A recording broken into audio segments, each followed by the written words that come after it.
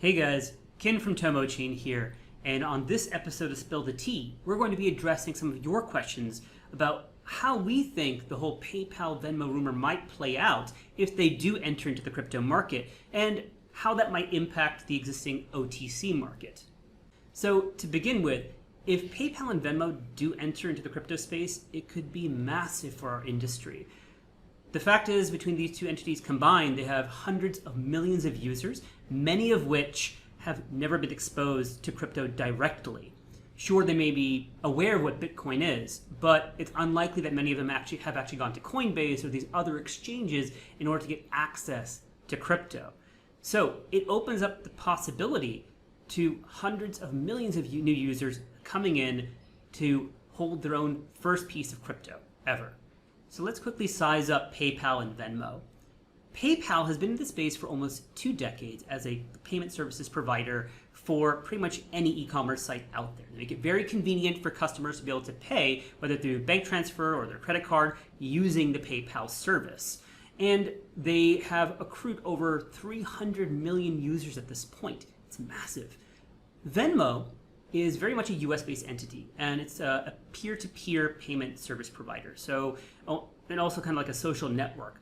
So individuals will be able to pay each other, say for divvying up the payment for a night out for dinner, or to an amusement park, or even paying rent, or splitting up the bills. It makes it very convenient for people to do that.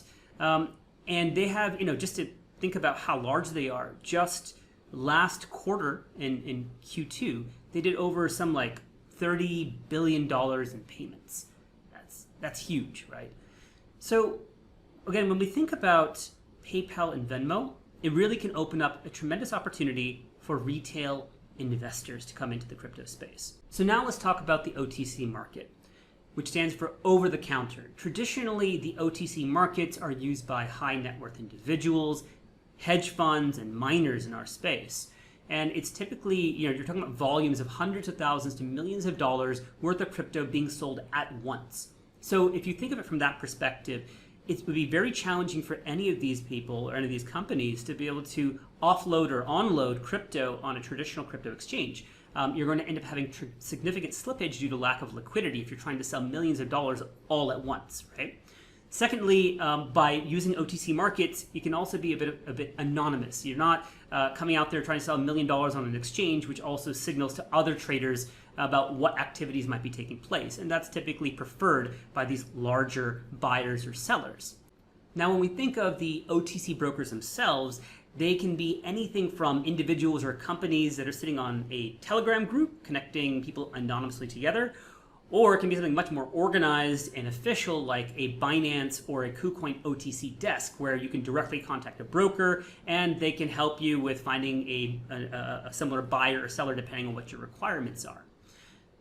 In recent times, we've started to see a more retail-focused OTC desk, which is more like it's a peer-to-peer marketplace that allows individuals to buy and sell with each other using e-wallets like a PayPal, or in places like China, WeChat Pay, Alipay, in places like India, maybe a Paytm. And what this really is, the reason for this is because when government regulations started to crack down on the crypto market in 2017, 2018, the only way to have that on-ramp, off-ramp experience was to actually go to other people, because we weren't able to do this from a bank anymore, right? Using your bank, you weren't able to transfer fiat and purchase crypto. So this entire peer-to-peer marketplace started to take off. Right now, it represents a very small portion of the overall OTC space, but it is there and it's relevant and growing as well. Now, in terms of the potential impact that a Venmo, PayPal entry might have on the OTC market, most likely it would be net neutral. And the reason for that is because these different groups, OTC markets and PayPal, Venmo, are going to be targeting completely different users. The OTC market, again, is looking for those who are wanting to buy and sell huge volumes of crypto, whereas PayPal and Venmo are really targeting a huge amount of retail investors.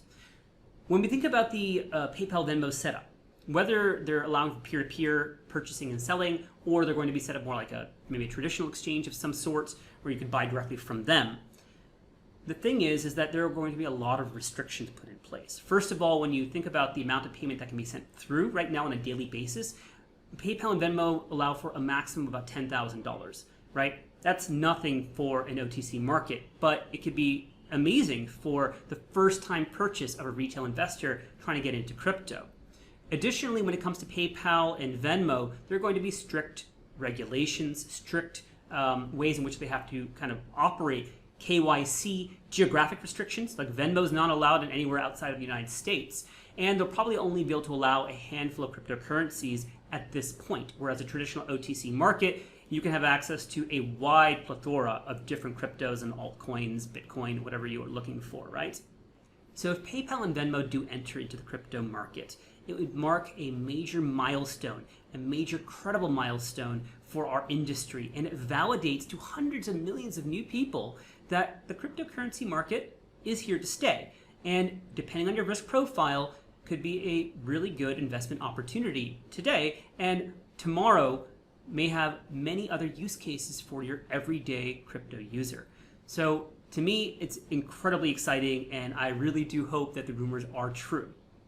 So as always, if you like what you're seeing, please like, subscribe, and comment below with questions that you want answered on the next episode of Spill the Tea. Stay safe, have a good one. Thank you very much.